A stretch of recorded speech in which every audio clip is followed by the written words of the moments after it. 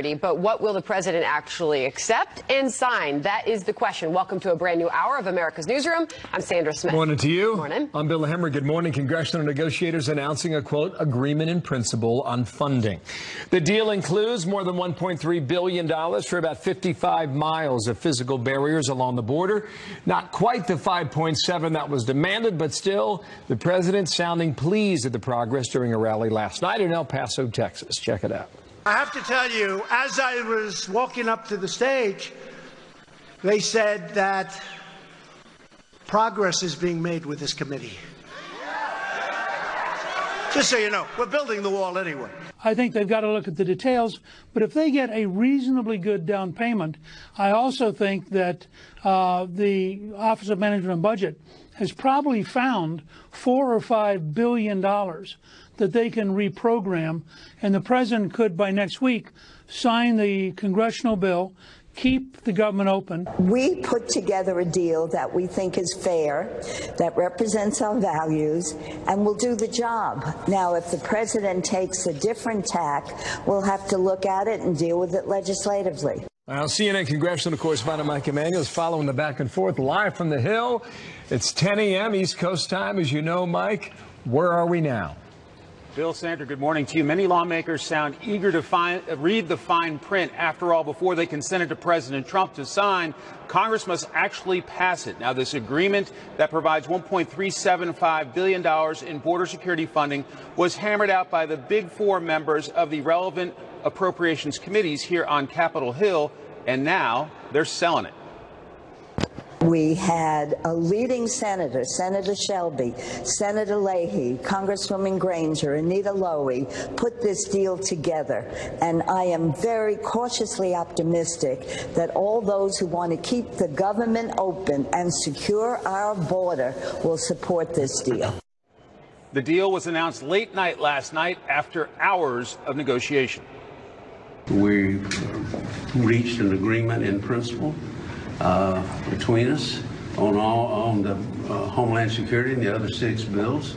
Our staffs are going to be working feverishly to put all of the particulars together, and that's all we can tell you now. We believe if this becomes law, of course, it will open the government. Part of the deal involves immigration and customs enforcement, providing 5,000 detention beds above the record level of funding provided in fiscal year 2018. Secures for ICE the funding and flexibility necessary to maintain its current detention population and respond to surges in apprehensions, and enough flexibility to reach the president's requested level of 52,000 beds. A Texas Republican says this is quite significant. That is a big win. So can you imagine if Congress capped the number of violent criminals that local police could arrest? You know, how dangerous would that be, and what an outrage that would be? So the Democrats even proposing that for criminal elements that come across the border, equally dangerous. So I think that was a significant win for Republicans in this fight. Now it's a matter of rounding up votes facing a Friday night funding deadline. Bill? We're watching it. Thank you. Mike Emanuel from the Hill. Thank you, sir. On to this now. The Democratic Party forced to deal with 2 big stories facing the nation. In Virginia, the top 3 Democrats running the state all still refusing to resign amid racism and sexual assault allegations. Plus, Congresswoman Omar may have apologized for several recent anti-Semitic comments, but that is not stopping the criticism. Here's part of her apology. We have to always be willing to step back and think through criticism, just as I expect people to hear me when others attack me for my identity. This is why I unequivocally apologize. President Trump blasting the freshman lawmaker on his way to El Paso yesterday, saying this: I think she should be ashamed of herself. I think it was a terrible statement, and I don't think her apology was adequate. Peter Doocy live in Washington with the latest on this. Peter, good morning. Good morning. And prominent Democrats who would probably rather talk about policy are spending a lot of time now fielding questions about Democratic Congresswoman Omar and the Democratic Virginia governor and the Democratic Virginia lieutenant governor, and whether or not their behavior in the past has been moral, which is something that Democrats used to ask Republicans about their initiatives, determining that support like things for a tax cut bill or a Supreme Court nominee or immigration policy are not moral, like the time that Nancy Pelosi described the tax cut as immoral, or Cory Booker described the wall as evil, or, of course, there was the time that Hillary Clinton said that keeping children separated from their families was a moral and humanitarian crisis. But now, some Republicans are wondering aloud if Democrats have lost the ability to claim the moral high ground after acting one way when Republicans are in the headlines and another way when Democrats are in the headlines. Just last month, you had House Democrats tripping all over each other, running to the floor of the House of Representatives to condemn white supremacy in a resolution that named Congressman Steve King. He apologized. He was still thrown off of his committee assignments. Now we have those same members, many of them tripping all over each other, running away from the House floor so they don't have to condemn anti-Semitism. As the dust settles, we wait to see if the part of Democratic messaging that candidates and leaders have used for years trying to cast Republican opponents as immoral starts to fade at all. Sandra? Peter Doocy, thank you. Take you right now to the White House Live with more on the tentative border security funding deal. That is Senate Majority Leader Mitch McConnell on the floor of the Senate talking about this. So as he continues there, let's bring in our headliner, White House Deputy Press Secretary Hogan Gidley from the North Lawn. How you doing, sir? On a chilly day in Washington, D.C. Thank you for your time. Do you believe, we're trying to figure this out as we go, do you believe you have something the president can sign?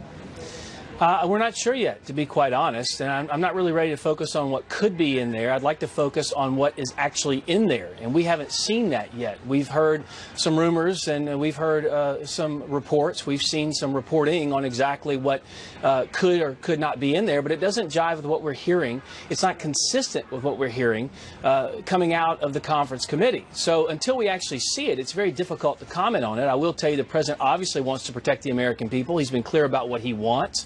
And so far, all we've heard from Democrats are a proposal that included letting people out of jail who are convicted criminals. Some of those include rapists and murderers. That's completely unacceptable. So if that kind of language is still in there, if they're going to stand by that particular proposal that ICE can't arrest criminals, and the ones that are in there that are in overflow have to be released, we've got a whole nother situation on our hands. And the only thing that's missing from the Democrat proposal, if that is still in there, in fact, is a proposal from them that tell us exactly which districts of their own that they'd like for us to put those criminals into, because that's just a ludicrous notion on its face. So until we actually see the language, it's very difficult to comment on something that that isn't in front of us. But you've clearly, Hogan, been in communication with the president. How optimistic is he that something is going to get done? Again, this deadline's Friday. That's quickly approaching. Where is the president's expectations at this point? Well, look, the president, let's talk about the expectations of the American people, and that's that they want safety and security. They demand it from their federal government. That's where the president is. You heard him speaking from El Paso last night. That position hasn't changed. He took a constitutional oath to protect the people of this country. He's going to do that at every turn. He's going to do everything within his legal authority and power to protect us as citizens of this country, and that's where he wants to be. So until we actually see this language, it's very difficult to say what the president will or won't do because we don't know what's in it at this time. The White House position is that this was a ninth inning move by Democrats, right? That's where you are right now. The request for beds, the limitation for beds. Where do you think that came from, Hogan? I have no idea. Probably from their, I guess it could be from their desire for open borders. But did you see it coming, or was this a total surprise? How do you characterize it? I don't know that anybody saw it coming. It seems like a total surprise, and I would imagine most of the American people are surprised too. And as I mentioned before, when an entire political party decides, hey, here's a good idea, anyone who's convicted of a crime, if there are too many beds, we just let them out into American communities. Oh, and here's another idea. We're going to prevent ICE from protecting the American people by arresting known convicted criminals. I mean, the insanity of that proposal, I think, quite frankly, is facing extreme backlash. Because, again, where are these people who are convicted of crimes going to end up? If we let them out of jail, where do they go? They go directly into American communities. Hogan, before we move to the next topic, so have you been in communication with the president this morning? I mean, we continue to see reaction pouring. We haven't heard from the White House. What has the president said on this morning? Well, I've spoken with the chief of staff. I've not spoken with the president yet. Look, they got home last night about 3:30 in the morning from an incredible rally with massive crowds in El Paso, doing a great job taking that message directly to the American people without the filter of cable news pundits, Beltway bureaucrats. So I haven't spoken with him this morning, but the chief of staff had a meeting early. We were all in his office, and he made it very clear. Until we know what's in it, it's very difficult to comment to say what we will or won't take because we don't know what's actually in the document. We don't know what nuances are put on some of the stipulations. So until we see it, again, I hate to tell you, I don't know where we stand, but we don't because we don't know what's in the document. A couple more things to go through, Sandra. All right, Gavin Newsom in California, the governor there is pulling 2/3 of their troops from the U.S.-Mexico border. Here he is making that announcement. Want to hear where the White House stands on this. The crisis on the border is a manufactured crisis, and we are not interested in participating in this political theater. Some of those efforts are legitimate efforts that the National Guard has been engaged in on the border related to drug issues and related to gun trafficking. Those issues remain real issues, not manufactured issues. The governor is clearly taking on the president's claim that this is a crisis, calling it manufactured and saying this is nothing but political theater. How does the president respond? Well, it's ridiculous because it wasn't a manufactured crisis when Barack Obama called it one from the Rose Garden. Obviously, I doubt Mr. Newsom would have said that then. But even so, let's just take a look at this. The Department of Homeland Security requested the assistance of these troops to go down to the border because we need the help and protection. And what I can't understand is why Mr. Newsom would say, hey, everyone on the border, my law enforcement folks at the local level from the state of California, we're going to put their lives in danger. They're the ones who are on the front lines, right? They're the ones who put their lives out there every single day protecting the people of their state. And the troops that went down there weren't an enforcement mechanism. They were an assistance mechanism to undergird and help the folks down on the border to let the local officials do what they were meant to do in the first place. So I can understand why this person would want to strip the safety and security, not just from the people of California, but from his law enforcement officials who are on the front lines every day facing dangerous situations. The governor of New Mexico did it as well. One more thing here. You mentioned the El Paso rally last night. Just want to play a quick clip here. You know what has been hot on the left? It's been the Green New Deal. We've been talking about it for days now, and here's what the president said about that last night. But if you want to really see something, go outside. Tens of thousands of people are watching screens outside. We were all challenged by a young man who lost an election to Ted Cruz. We have, let's say, 35,000 people tonight, and he has 200 people, 300 people, not too good. In fact, what I would do is I would say that may be the end of his presidential bid. So that was the wrong clip. That was on Beto O'Rourke. Quick reaction on that, then I'll play the clip that we had planned here. Well, look, it was in Beto O'Rourke, or excuse me, Robert Francis O'Rourke's hometown. He probably should have got a few more people. The president always draws massive crowds because the people want someone to speak directly to them and be honest about the situations we face. The president did that last night. All right, here's the Green New Deal from El Paso now. We've got it. Watch. Who the hell wants to change what we're doing now? We are a hot, hot country. Last week, they introduced a massive government takeover that would destroy our incredible economic gains. They introduced the so-called Green New Deal. It sounds like a high school term paper that got a low mark. The crowd enjoyed that comment. AOC responded the following way to the president. Yes, a man who can't even read briefings written in full sentences, providing literary criticism of a House resolution. Then she had a link to a Washington Post piece. Your reaction on that back and forth, Hogan? Well, first of all, Congresswoman Ocasio-Cortez said that the world was going to be over in 12 years anyway. So I don't know why we would spend money on a deal if the world's going to come to an end. But second of all, listen, it is so ridiculous to have a conversation about eliminating planes, eliminating travel in that manner. I can't imagine what the elected officials from Hawaii and Puerto Rico are going to do, wait for the train rails to be built all the way across the oceans to their home districts. It's absolutely ludicrous. And to give everyone some type of payment who aren't willing to work. I mean, on its face, it's just absolutely ridiculous. The American people understand that. It's not feasible, and it would hurt so many across this country. She says the media is run with a lot of things that are not really in this Green New Deal, some of which you just mentioned. Has the president really asked for the facts and the inside figures into that deal? Has he looked into it? Absolutely. It's hundreds and hundreds of billions of dollars. And for her to say the media is running with a false story, they are in many instances, because they're not using exactly what Representative Ocasio-Cortez put on her website, which were the things I just mentioned there before. So to end all air travel, to retrofit every building on the planet in this country with some type of green energy is absolutely ludicrous. It cannot be done. It would hurt some of the poorest among us. They ought to know better than that, but sadly they don't, because they're beholden to this radical base that wants the country to run on unicorns and gumdrops, and it's just not going to happen. Almost out of time here. Quickly, in Virginia, how close is the White House and the president following this? He made a comment about it last night and the problems there for the top 3 leading Democrats in that state. Well, look, I can just tell you that the hypocrisy here knows no bounds. Anytime a Republican is accused of anything, they rush to get them out of office. They rush to put them in jail. And when a Democrat is accused of something, they take a wait-and-see attitude, a due process attitude. The due process part is correct. I just wish it was universal across the board instead of just for their own political party. Sadly, though, the hypocrisy on the Democrat side knows no bounds. Do you see a way out of this for them? I'm not sure. I mean, that's up to them to decide. But look, I think the American people now completely understand the score here, that Republicans never get afforded the option of due process. We're always guilty until proven innocent, which is not the way this country was founded. Sadly, Democrats get that benefit. And so it's up for the people of Virginia to decide, and the Democrats to decide. Hogan, what should we look for next from the president as we all count down the minutes to this next deadline?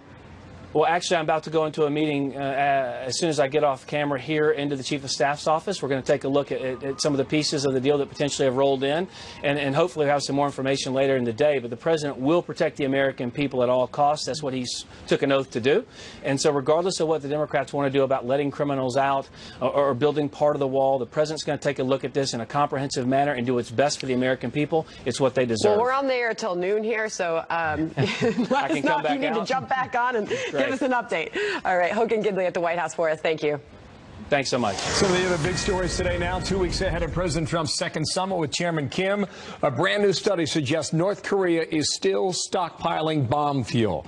We'll analyze the evidence coming up here in a moment. Sandy. And a brand new poll shows Americans are feeling a whole lot more positive about their personal finances as New York's Democratic Governor Andrew Cuomo heads to the White House. Charles Payne is on deck to look at all that with us. If your political goal is to help Republican states and hurt Democratic states, this is exactly the way they do it. Great news. Are feeling good about their money, and he's running at a 16-year high. Charles Payne is here to break it all down for us. Holy moly. And this is like how we feel about our personal finances, right? This is what I love, because there's so many different optimism polls out there, and it takes into account, hey, you know, I'm a little bugged. I feel good about me, but I'm worried about this. I'm worried about this. No, are you better off than a year ago financially? How are you feeling? And the number is through the roof. And it's interesting because obviously you dig into it. It does break down along party lines and ideology, right? So for Democrats, the number is a little bit lower than the average is 35%. Well, hold on. Let's throw the poll up here so people know. There you go. Do you expect you'll be better or worse off financially this time next year? And the answer is 69% believe that they will be better off, right, and only 16% worse off. This gets past all the noise, right? This gets past all of the headlines, all of the noise, and it really is a reflection of this economy. We are in the midst of something that is really, truly an economic, I wouldn't say miracle. But what's driving that specifically, the feel good about? 22 minutes ago, we got a report out. Job openings in December hit an all-time high, 7.3 million job openings. And they're good jobs, 382,000 construction jobs. In December of 2017, it was only 149,000. So those pay big money. When's the last time you can remember that being that way? I just can't. The previous high was August 2000. It's 18 years. For the Gallup poll. Yeah. Yeah. No, that's the job openings you're talking about. With 7.3 million job openings. Yeah. So I mean, it's just. Here's the thing. We've always gone up. Like a lot of times when we compare these numbers, when we say the last time it was this good, they were going down, right? So that's the difference, Bill. When you say last time I can remember it, it's sort of like when you're living it and then it goes up and then we start to pull back. It hasn't been like this in a long time. This sort of reversal. We got used to what we call in green shoots or mediocrity or just sort of accepting a different rate of growth and a different level of prosperity in this country. So, yeah, the numbers have been here before, but they weren't moving higher. They were on the move down, which is a distinct difference.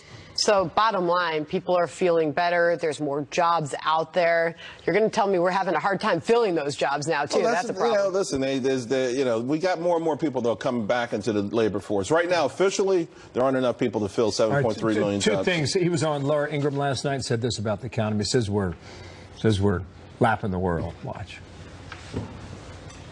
Look, we have a country that's doing the best it's ever done. We are just lapping the world. You compare, it used to be like we were a second sister to China. Now China is looking up to us. We are doing so well, and other countries are not doing well. And that makes it tougher for us in a certain way because we do business with other countries. But we're setting records in so many ways, including record unemployment, meaning in a positive way. Don't disagree with that, right? Not at all. Not at all. Okay, here is the Wall Street Journal today, because at the White House, Andrew Cuomo, the governor of New York, is there to, he wants Donald Trump, the president, to repeal one of the tax reform's best features as it's written up. What's that all about? In New Yorkers, New Jerseyans, Californians, they were getting some pretty big tax breaks for having these pretty big, expensive homes, and other states were sort of subsidizing that. So, it's just, that's why the Wall Street Journal, I think, said what they said, and a lot of people felt, hey, it's unfair for someone in Mississippi to have a higher rate or subsidize the fact that some New Yorkers living in $1 million house. So what Cuomo has to deal with and what all these other governors have to deal with are the other taxes that they've foisted upon their citizens, and they're going to have to find a way. And I understand why Cuomo's worried about this. Millionaires and other people are leaving New York State by the droves. I mean, if you could have visualized you talk about a caravan. I mean, this is like one of those old wagon trail things. It's just every day. We've been covering this story. Right, we've been covering this every day. People are leaving New York, New Jersey, California in droves. So I know he wants to stop it. I think he should look at his own particular tax policies in that state. Also, how about when he didn't want to let people do fracking? High-paying, six-figure jobs. He's like, nah, we don't want to do fracking. He can't have it both ways. Oh, by the way, before you go, real quick, market check. Why are we up so big? Triple digits to over 200.8. Well, we've got the government shutdown potentially over. Corporate earnings continue to come in strong, and there's a lot of good feelings about this China trade deal. You know what the tell was on Friday when we announced our principles were Mnuchin and Lighthizer, not Peter Navarro, and not some of the other folks who are a little bit tougher in China. Interesting. That right there was the tell for a lot of people. Markets that are this really deal sensitive to what's going to happen there. Oh, absolutely. All right. Charles Payne. All right. 2 o'clock. Thank you, Charles. See you guys later. Got some breaking news right now and some brand new FBI emails. They are just out showing exactly what agency lawyers were doing. On the same day, former Director James Comey reopened the Clinton email investigation. That story coming up right here. Plus, the Democratic Party forced to confront some moral issues as multiple stories on race, anti-Semitism, and sexual assault cause controversy across the nation. Our A-team is on deck, and they will take all of that up. What makes this simple sound? Email showing high-ranking officials scrambling to answer Hillary Clinton's lawyers in the days leading up to the 2016 election. That, of course, is right around the same time then FBI Director James Comey reopened the email investigation. Chief Intelligence Correspondent Catherine Herridge has the latest on this from Washington. Catherine, good morning. Well, thank you, Sandra. Good morning. These FBI emails obtained by Judicial Watch through a Freedom of Information Act lawsuit show that Clinton's legal team immediately reached out to the FBI's top lawyer to complain. The email from Clinton's lawyer David Kendall to FBI General Counsel James Baker came less than 2 weeks before Election Day, and after then FBI Director James Comey sent a letter to Congress reopening the investigation into whether classified information was mishandled by the former Secretary of State. Baker's email was to his boss, FBI Director Comey, lead FBI agent on the email case, Peter Strzok. He was also the lead agent on Russia, and FBI lawyer Lisa Page, among others. Baker's email was about Kendall's complaint, that Comey's letter was, quote, tantalizingly ambitious. He continued, what we had done was worse than transparency because it allows people to make whatever they want out of the letter to the prejudice of Secretary Clinton. I told him that I could not respond to his request at this time, but that I would discuss it with others and get back to him. I suggest that we have some kind of follow-up meeting or phone call with this group either this evening or over the weekend to address this and probably other issues, questions that come up in the next 24 hours. Sound reasonable? It's also worth taking a look at this letter because what you see is that it was copied to senior FBI leadership, about a dozen officials, and it's also worth noting that almost all of those officials have left the Bureau. They were either fired for cause, demoted, or they took early retirement. It's also important to note that from the outset, the former Secretary of State insisted that her use of an unsecured personal server for government business did not put classified information at risk. I did not email any classified material to anyone on my email. There is no classified material. So I'm certainly well aware of the classification requirements and did not send classified material. But an intelligence community review found that hundreds of classified emails were found on the server. And as we first reported here in Fox in October of 2016, the emails that are now released confirm that senior State Department official Patrick Kennedy tried to broker a deal with the FBI in exchange for reducing the classification of a key email that kickstarted the FBI probe. Kennedy was willing to offer the FBI highly coveted slots in Iraq for their investigations. The FBI never changed the classification, and there were no further offers from Kennedy, and he has not commented on these allegations, at least up until this point. Sandra. All right. Catherine Herridge, thank you. You're welcome. I think they should see me as a progressive because I believe in progress. Whether it is what I did as a senator, where I've been on the front line pushing for protection of our democracy. You look at what happened in that Clinton-Trump race, and we're finding out more and more and more about how Russia undermined that election. She is in, and she is Minnesota Democrat Amy Klobuchar, the senator, the latest to get in the ring now, trying to distance herself from the moderate label, as you heard there. Want to bring in our A-team, Brian Brenberg, Executive Vice President, Coach, and Chair of Business and Finance at the King's College in New York. Welcome back. Capri Kafar, Executive in Residence at American University's School of Public Affairs and the former Ohio Senate Democrat Minority Leader. Welcome back. Tom Bevan, co-founder and publisher of RealClearPolitics.com.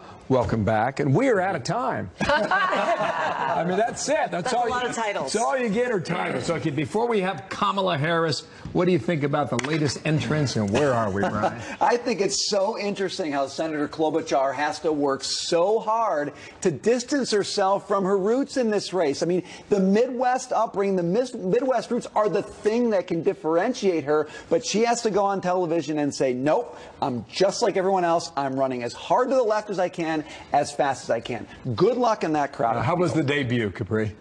Look, I mean, I love any time that, you have a nice Midwestern snow-filled rollout like Amy Klobuchar did. I mean, I agree with you. I mean, I think that one of the things that is an asset for Amy Klobuchar is the fact that she is, from Minnesota, that she has been, perceived as someone who is more moderate, that can work with the other side, but primaries being what they are, having to compete with the base, and the crowded progressive lane that is continuing to fill up, she's at a tough spot. Also, believing in progress does not necessarily make you a progressive, so I thought that was kind of funny. Good clarification. I think the snowstorm's good if you've got a sled.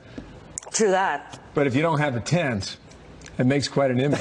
Hey, look, I mean, I think she's trying to keep it real. Trying to keep it real. That's what Tom. She didn't say anything in that interview. Obviously, she's on MSNBC. She's trying to portray herself for that audience, but she didn't say anything that's actually progressive. And if she tries to out-left, she's never going to be able to out-left. What do you mean she didn't say anything? Well, the things that she cited as making her a progressive are not really that progressive. She didn't talk about Medicare for All or abolish ICE or any of the other programs that folks, some of the other Democrats running for president are. So that was a little bit of a sleight of hand on her part. And she's never going to be able to out-left those folks. She is about geography, right, not ideology. That is her play in this race. Well, and she has a longer voting record than someone like Kamala Harris. So, I mean, I think it's going to be, because she's been in office since, 2006? So you can say you're one thing all day long, but she has a history history that's going to end up, playing into that. You brought her up, so let's hear Kamala Harris in her own words talking about the joy of this. I believe we need to legalize marijuana. And we need to research, which is one of the reasons we need to legalize it. We need to move it on the schedule so that we can research. Have you ever smoked? I have. Okay. And I think that it gives a lot of people joy, and we need more joy. That's a heck of a policy. Everybody's entitled to their own opinion. Look, I mean, I think that you certainly can't get more left than that. Obviously, in California, they already have, it legalized in the state of California. I think that there is a legitimate policy discussion to be had. She's a proponent of legalizing all across the country. I do believe. Right, but my point being that I think that there is a conversation to be had there. If you want to have the FDA, for example, approve it for medicinal purposes, but I think she's going one step further than that and saying maybe recreational as well. So what's going to be interesting is to see who feels like they have to follow suit on this. Are we going to find out about Senator Warren's college days smoking pot? What about Kirsten Gillibrand? What about Amy Klobuchar? This is the leftward movement, and everyone feels like they have to play catch up. She's now set the pace on drug legalization. Who's going to be next on that? Tom. It's popular with young folks. This is why it's been why Democrats have been proposing this all across the country, because it's something that polls well with young folks. That's an important demographic for Democratic voters and Democratic primary voters. So it's sort of an opening bid. I think we'll see most of the Democrats. And it's been a question going back to Bill Clinton for 25 years. Yeah. Go ahead, Sandy. Wall Street Journal tear. Dems face opportunity and peril. Capri, Democrats face great opportunity and high peril. Party risks that perceptions of extremism or stridency could alienate the center. How do you not do that? Well, I mean, I think what's happening here is that you have a small but vocal aspect of my party that is getting so much attention. And I think that it's important and it's happening. Leadership as well as rank and file are distancing themselves, are condemning, for example, the anti-Semitic remarks coming from Representative Omar, asking for the resignation of the individuals in Virginia. It's more than that. It's the tax proposal that's come from some. And the Green New Deal. It's the Green New Deal. Again, these are the things that I think what's happening here is that much like what occurred, I think, back in 2010 with the Tea Party, where you had the sort of revolution movement within the Republican Party, we're seeing it on the left, inside the Democratic Party, and it is getting all of the attention, but there still is a wide swath out there that I think is being overshadowed by these more progressive things. The Democratic leadership is trying to get their hands around this, but they're finding that every time they grab onto one thing, it's slipping through the cracks. Yeah. And the impression it gives is that you're seeing the authentic Democratic Party when it comes to Omar, when it comes to what's happening in Virginia. This is the real core, and it's finally been let out of the box. That's what's dangerous for Democrats, because I don't think the American public is ready for that kind of disagree with that, but... Tom? Look, Democrats are sort of the leadership. They're riding the tiger, right? This is the resistance that was unleashed with the election of Donald Trump. It came to fruition in 2018, and they are trying now to keep control of this thing. I think they're going to fail eventually, because we have this presidential race and we have all of these candidates that are going to have to appeal to. This is where the energy is in the Democratic Party. Primary voters in these states that are going to decide who the nominee is, everybody's going to have to appeal to them. And so I think it's a real problem. But it's going to be our downfall in a general election, because look, I say this all the time, being from Ohio, it was Democrats that elected Donald Trump, not Republicans. Tons and tons of working class Democrats voted for him in Ohio, and those are the people that the Democrats have to win back in order to win in 2020. He won the state by 8 points, but we like Buckeyes. Thank you, Capri. Thank you, Tom. Good luck getting home with the weather. Okay? Thank you. Appreciate it. Brian. Thank you. Nice to see you, Brian Bremberg. Thanks. All right. Well, President Trump reigniting his criticism of socialism last night with these comments.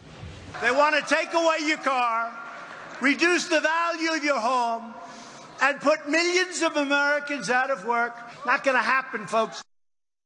The president calling out aspects of the Green New Deal, and, well, that caused Congresswoman Ocasio-Cortez to fire right back. Steve Hilton is here with more on that. He's got some strong thoughts. He will explain why socialism isn't working around the globe and won't work here. Also, as we await to see whether the president will accept a tentative deal on border security, and we await details, House Minority Whip Steve Scalise is back with us today.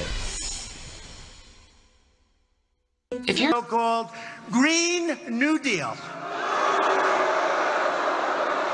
It sounds like a high school term paper that got a low mark. It would shut down a little thing called air travel. How do you take a train to Europe?